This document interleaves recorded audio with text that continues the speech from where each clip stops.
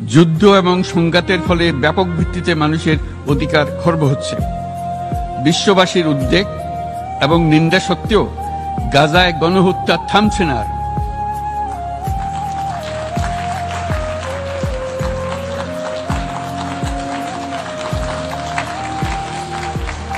ফিলিস্তিনের মতো বিদ্যমান বাস্তবতা কেবল আরব কিংবা মুসলমানদের জন্যই উদ্বেগজনক নয়, বরং তা সমগ্র মানব জাতির জন্যই উদ্বেগের বিষয়।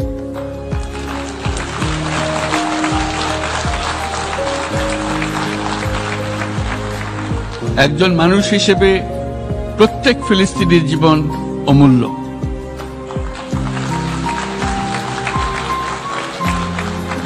ফিলিস্তিনের জনগণের বিরুদ্ধে যে মানবতা বিরোধী অপরাধ হচ্ছে তার জন্য সংশ্লিষ্ট সকলকে দায়বদ্ধ করতে হবে।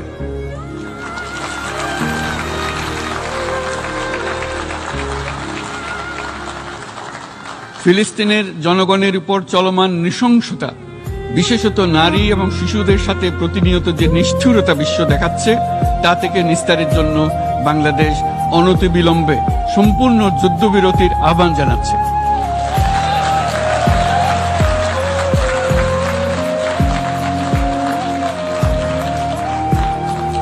দ্বিরাষ্ট্রভিত্তিক সমাধানেই মধ্যপ্রাচ্যে টেকসই শান্তি আনতে পারবে।